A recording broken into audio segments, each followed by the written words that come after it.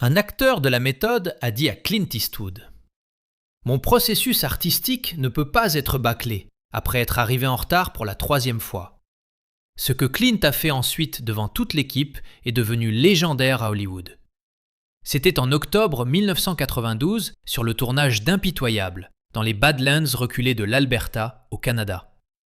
Clint Eastwood réalisait et jouait dans ce qui allait devenir l'un de ses films les plus acclamés par la critique, un western révisionniste qui remporterait 4 Oscars, dont celui du meilleur film et du meilleur réalisateur.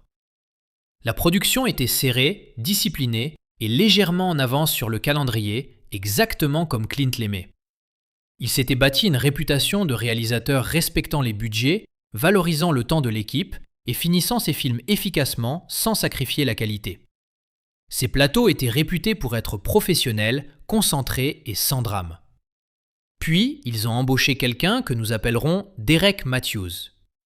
Matthews était un acteur de théâtre new-yorkais respecté qui avait récemment attiré l'attention grâce à une performance intense dans une production off-Broadway.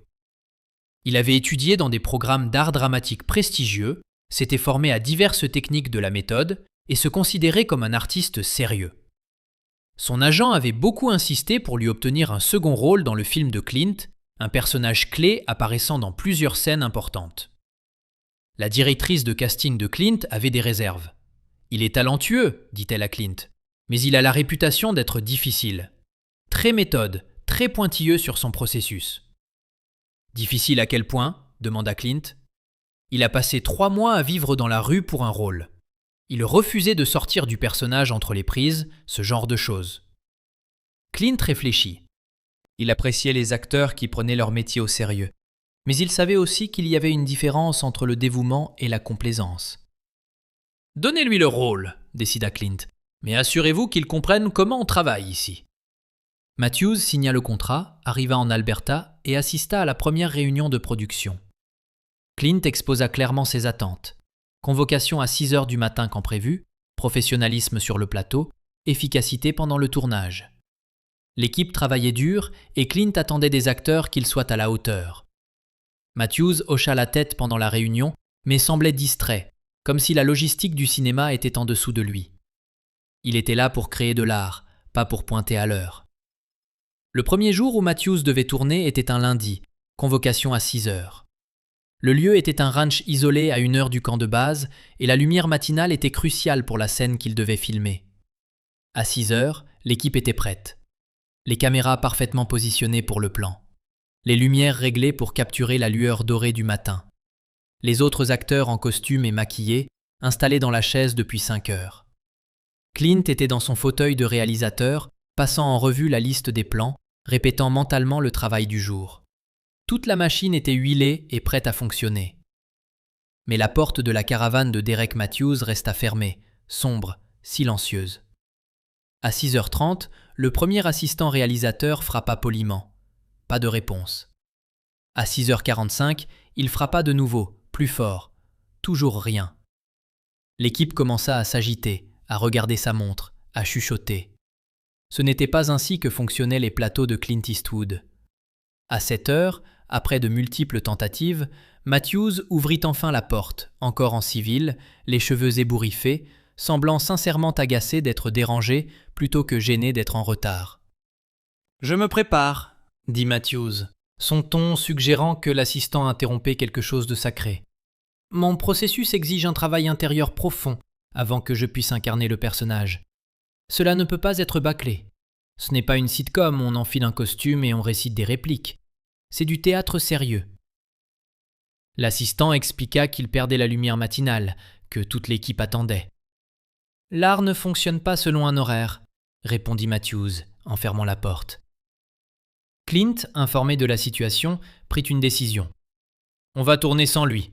Passer à la scène 14. » L'équipe se précipita pour se repositionner pour une scène différente, perdant un temps précieux et la parfaite lumière matinale qu'ils avaient spécifiquement programmée pour la scène de Matthews.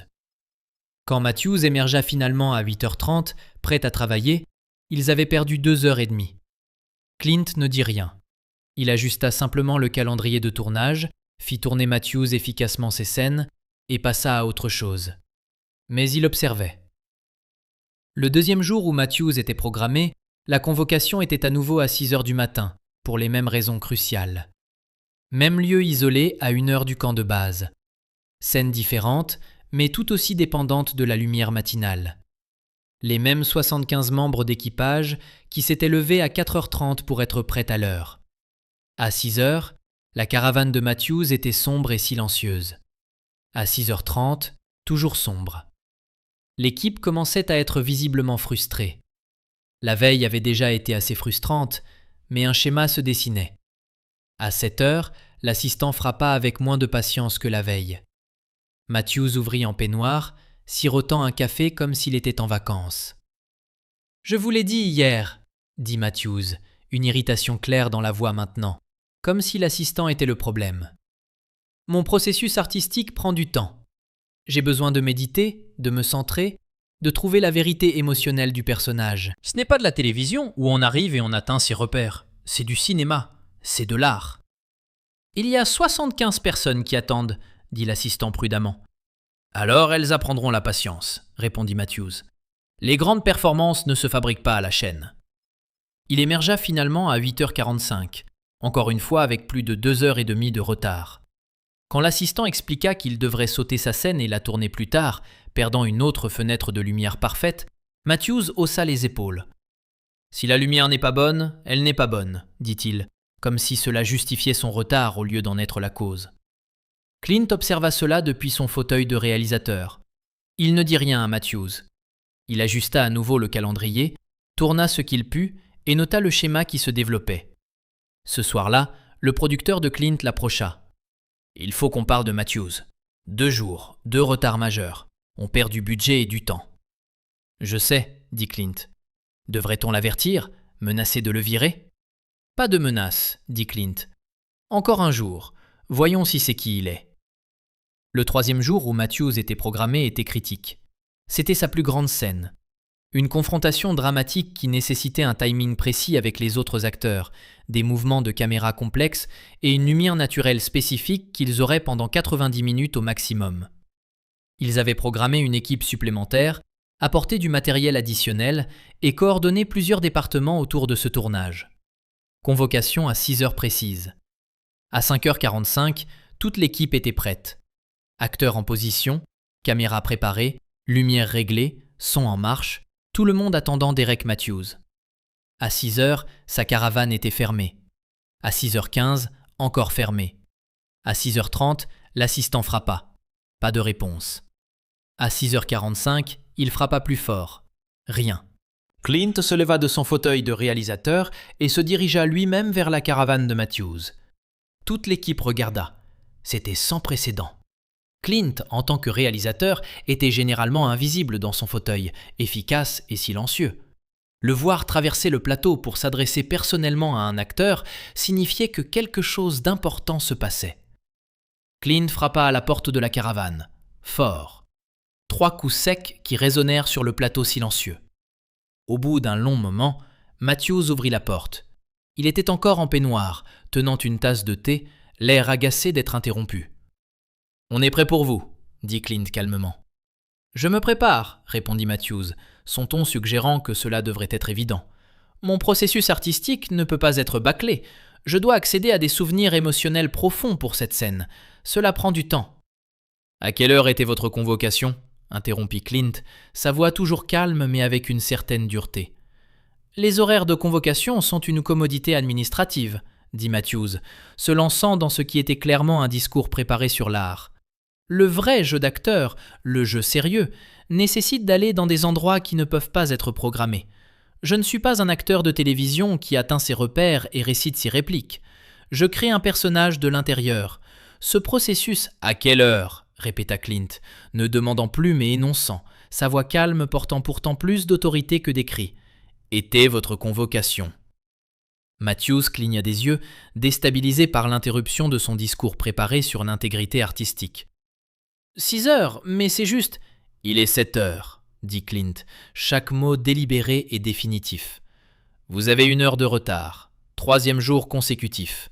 75 personnes vous attendent.